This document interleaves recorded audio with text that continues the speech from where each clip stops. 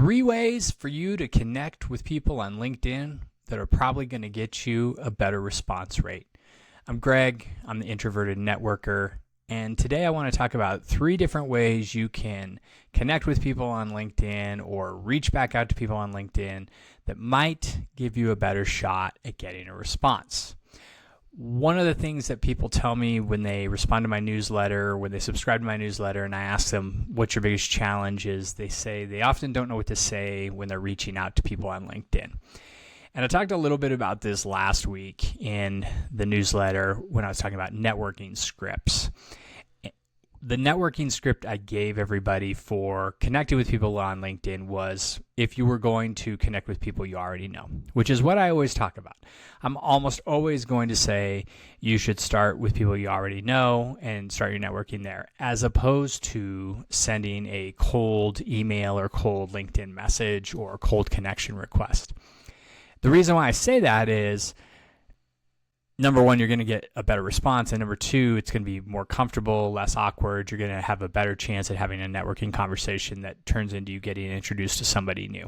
As opposed to you go approach a stranger on LinkedIn, they may never respond. And you've spent time and effort trying to get in touch with them and they're not going to respond. You can't make people respond. But you can do some things to increase your chances that you're going to start a conversation. Here's a couple ways you can do that. Well, let me back up. First of all, the thing I said last week was I said, if it's somebody you're reconnecting with, somebody you already know, you don't have to really overthink it.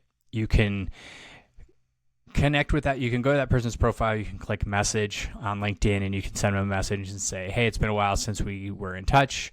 Was wondering what was going on. What's new with you? Or something like that. Something really simple so that it's easy for them to be like, hey, great to hear from you. Here's what I got going on. Let's talk. Or, hey, here's what's going on. What's new with you? And then you go back and forth. And hopefully that turns into, this is great. Do you have a couple of minutes to jump on a phone call? Or would you be up for meeting for coffee? Whatever that looks like. I think people say, okay, well, that's great for people that I really know well, but what about some people I haven't talked to in a while? Or what about people that I'm hesitant to reach out to? Maybe it's been a long time since I talked to them and I feel awkward about getting back in touch with them. How can I reestablish the connection so that they just don't think, oh, you're reaching out to me out of the blue, you must want something? And I actually ran across the first one of these today. This just happened to me. I was going to talk about this anyway, but now that I'm thinking about it, I posted today. I post every day, and I'll always look at the comments when people leave them on one of my posts. Of course, I look at those. I get notifications about them. I'll go back and commonly respond. It's a chance for me to interact with people who are reading my posts. An individual who I worked with, I'll say 15 years ago at least, maybe longer, commented on one of my posts. I hadn't heard from her in all these years, and suddenly she commented on one of my posts, and it reminded me of her. To be honest, I hadn't really thought much about her. I had known her. I worked with her, worked closely with her, and knew who she was. She's gone on her way and advanced her career, and I've gone on my way through my career. And I saw her comment on one of my posts, and it reminded me, oh, I totally forgot about her. And it's somebody who I would connect with and have a conversation with and catch up with. And when she did that, I went back and messaged her and said, hey, it's been a really long time since we talked. How are things going? What's new with you? Standard thing. But that's not the point. The point isn't what I did. The point is what she did. She commented on one of my posts. If you're sitting there and there's somebody you know who posts a lot, or somebody you don't know, maybe somebody you followed for a while and you really like what they do, comment on their posts. Because a lot of people, unless there's some celebrity or there's somebody who has somebody running their social media for them, a lot of people will look at their own comments. They'll read them. They'll respond. It doesn't hurt to try to comment and start to build that rapport in the comments. And I've talked about this a number of times in my LinkedIn guide, my ultimate LinkedIn guide, that issue, or any of my other posts about LinkedIn. The commenting strategy on LinkedIn or any social media is a great way to start a conversation with somebody, because you start interacting. If they respond, you're already having a conversation. It doesn't take a lot to move to in the messages conversation or an in-person conversation. It's something that happens really naturally. But it opens a door because you're not some strange person sending them a note that they've never heard of before. So strategy number one is leave a comment. Not new, but I'm telling you, it can be for people that you maybe lost touch with or that you see or maybe you kind of know a little bit but not well. But a good way to sort of reestablish connections with people is comment on their posts. Now, if they don't post a lot, it's not necessarily going to work, but you can go to their profile and you can look at any posts they've left or any comments they've left, if it's somebody that you want to get in touch with, and go find those old posts or comments and then go comment on those. You can do that. Now, if they're not on LinkedIn posting a lot, it's a good chance they're not there every day. It may take them a few weeks to get back to you. So you're going to have to be a little patient if you want to use that strategy, but use the commenting. Be creative about how you find something to comment on and make it genuine. I mean, don't just do it for the sake of doing it, like, hey, I need to get in touch with you, but find a reason to add value to the conversation.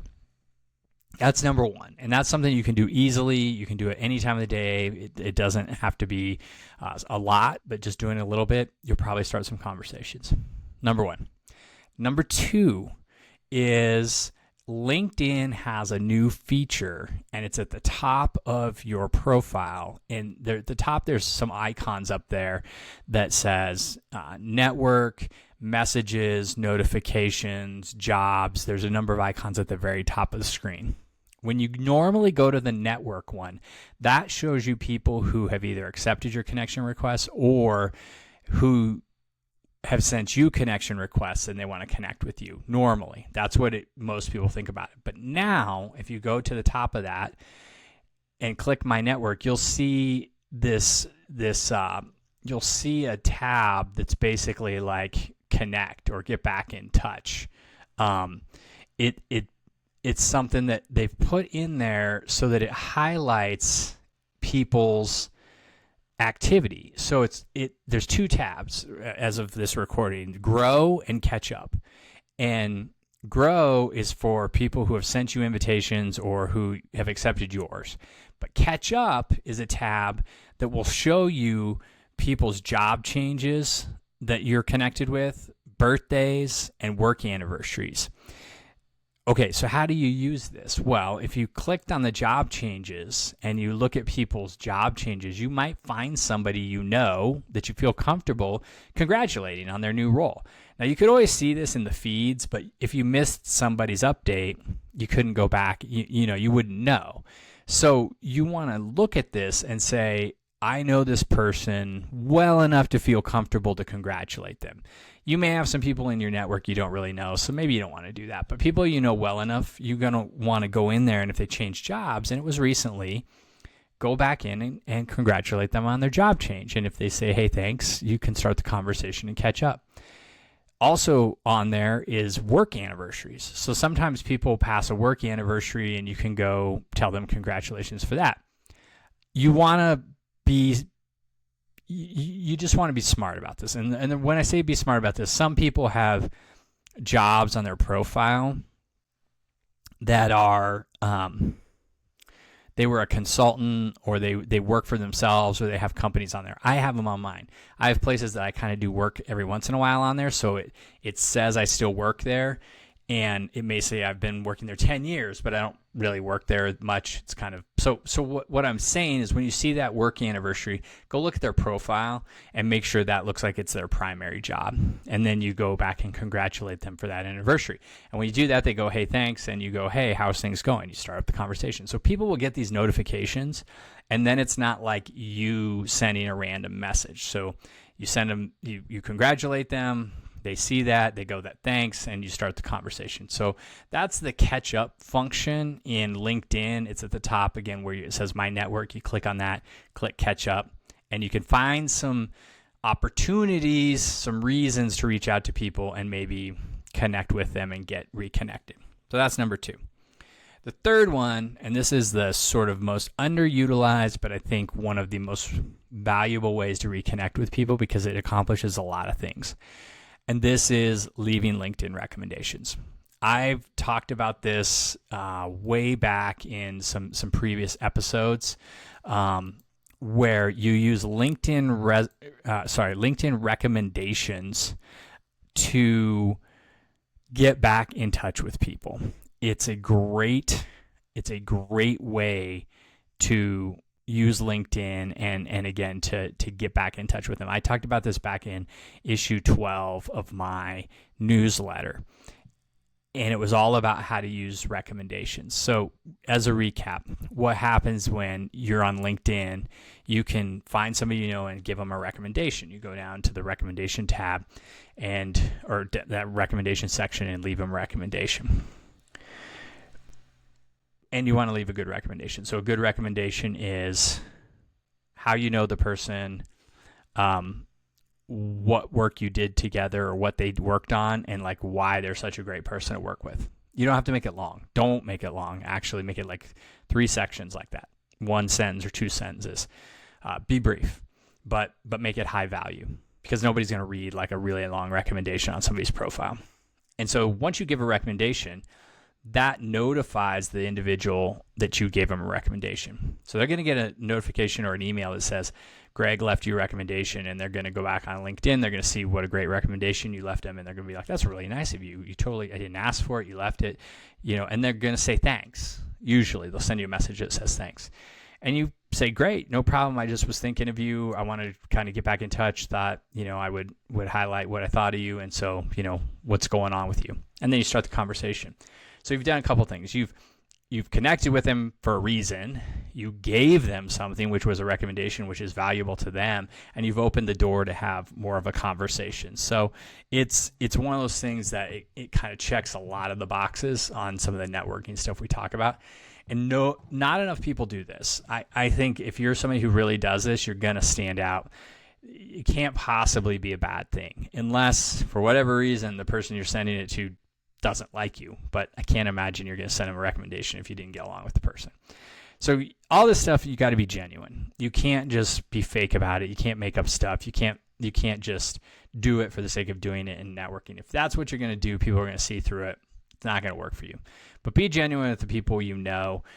When you're reconnecting with them, again, that's the best place to start. It's going to make your networking so much easier. So these are 3 ways that you can do that, right? Comment on people's posts, people you know, or on their last thing they commented on or their post. Find it, leave a comment. We'll start a conversation. Second one is, the catch-up tab in LinkedIn. So you go to the top, you click the network, you see the catch-up that tells you about work anniversaries, job changes, birthdays, if you want to get into birthdays, just reasons for you to reach out to people. And the last one is the recommendations. Leave good recommendations. Check out issue 12. I talk all about how to write good recommendations. Any of those will help start the conversation, make your networking easier. Give those a shot. Hope those help you out. If they do, great. Let me know. If they don't, let me know. Let's figure out a strategy to help you network. That's what I'm here for. So subscribe to the videos, subscribe to the newsletter, the podcast. There's lots of ways to hear this and get this information. Be sure to share it with your friends if you know somebody who could use it. That's the best compliment you can give me. If anybody would say, how can I help you? It's share my newsletter and my podcast and my videos with anybody you know who needs help. Have a great week. Go out, meet some interesting people. Remember, always be connecting.